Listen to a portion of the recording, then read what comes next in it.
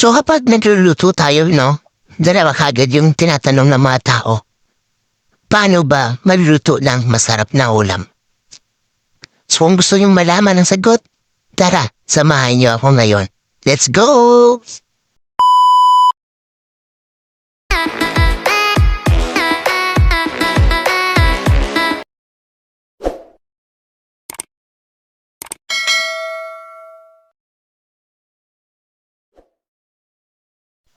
Okay guys, another luto serye, no? So makikita niyo naman, linisan ko lang yung balon-balunan. At the same time, yung atay ng manok. So, yun yung lulutuin natin po, no? Adobong balon-balunan with sitaw. Masarap po siya yung halo, no? So, ayan.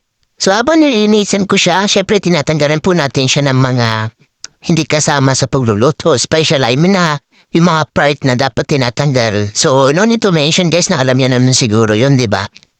So, linisan ko lang siya hanggang matapos po lahat, no? So, ayan, tatandaan na sa mga hayong mantika. So, pagkatapos ko siyang tanggalan ng mga existing na hindi kailangan guys is, ibababad mo natin siya sa asin, di ba?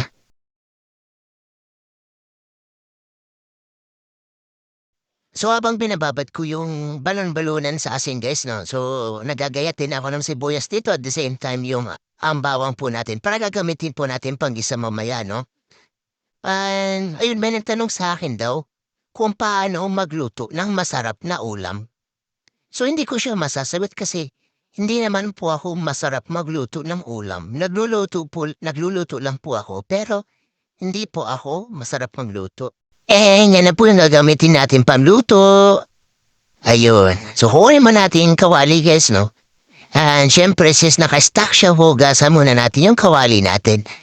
Kahit di ginagamit yan, syempre, may mga alikabok yan, eh. Okay? So, yan. Diretso na natin siya sa lutuan. Ayan. So, antayin na natin uminit yung ulo ko. Hindi, uminit pala yung kawali natin bago natin lagyan ng mantika.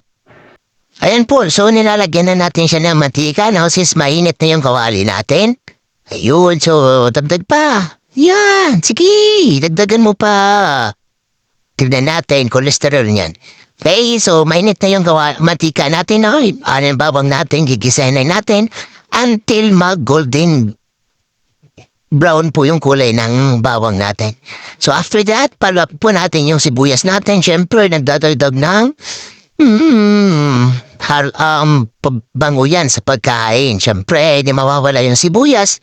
At the same time, yung bawang natin. And then after that, kapag na golden brown na, siyempre, isusunod na natin sa pag-isa yung balon-balunan tsaka atay natin. Wow, ang sarap. Yum, yum, yummy, yummy, yum, yum, yum. So, gisa lang, halo, haluin niya lang yan until kumatas at lumabas yung mantika niya. Continue lang sa paghalo-halo. Halo, hanggang lumabas yung katas niya, no? So, balikan natin yung tanong kanina, no? Kung paano ba daw magluto ng masarap na ulam. Sabi ko nga kanina, hindi ko masasagot yung tanong kasi di naman ako magaling or masarap magluto ng ulam. Pero syempre, kapag nagluluto kasi ako ng ulam, dalawa lang yung bagay na kinakonsider ko. Una is kailangan unique ka. Paanong unique? Sa pagluluto, kailangan make your own version. Paanong own version? Kung ano yung mga process, kung ano yung dapat unahin. Kung alam mo sa tingin mo is, nagpapasarap ng pagkain. Di ba kailangan unique ka? Pangalawa is, ask yourself. Tanungin mo yung sarili mo. Kanino at saan ba yung niluluto mo? Di ba? So by that, magkakaroon ka ng idea. Sa kanya yung niluluto ko. Gusto niya to. Ayaw niya na ito. Ganyan gusto niya. Di ba? So after that, guys, ihalo na natin yung mga recipe like yun, yung mga sitaw, ihalo na natin sa niluluto po natin, no? So yun lang po, guys. Kailangan alam niyo yung para kanino niluluto mo and make your own version sa pagluluto, di ba? So at this point, nilalagay ko na yung sitaw natin. So, medyo malambot-lambot na rin kasi yung balon-balunan natin eh.